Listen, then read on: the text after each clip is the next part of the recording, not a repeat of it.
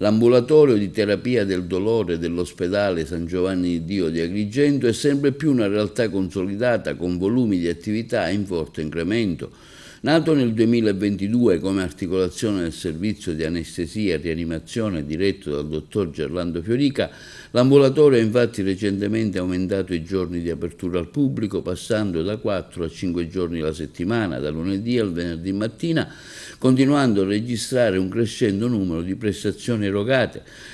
Nel corso del 2024 sono state ben 2.251.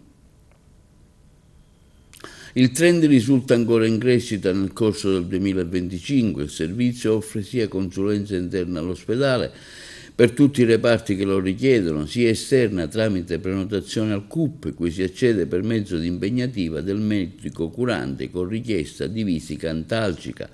Prima valutazione per la terapia del dolore e la programmazione della terapia specifica, agenda ambulatoriale terapia del dolore. L'ambulatorio, coordinato dal dottore Salvatore Farrugia, si avvale del personale dedicato formato da medici, anestesisti, rianimatori, esperti in terapia del dolore, con la collaborazione dei dottori Di Miceli, Pinelli e dagli infermieri Zagarella, Martello e Pillitteri, guidata dalla caposala Piraino.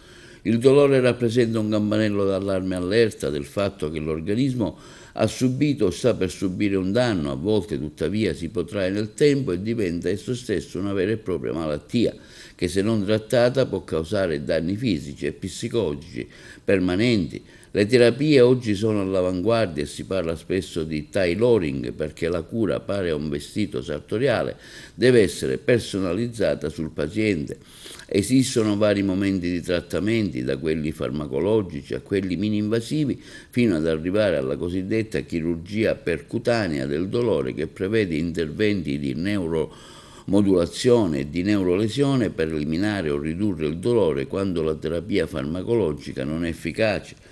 Gli interventi di neuromodulazione si avvalgono di tecniche di elettrostimolazione del sistema nervoso periferico centrale oppure di infusione di farmaci nello spazio subarachnoideo spinale, mentre quelli neurolesivi utilizzano tecniche di lesione parziale completa di nervi o periferici o cranici. Queste altre metodiche sono in uso presso l'ambulatorio di terapia del dolore dell'ospedale di Agrigento, insieme ad apparecchiature di ultima generazione in grado di combattere o spegnere lo stato di sofferenza del paziente.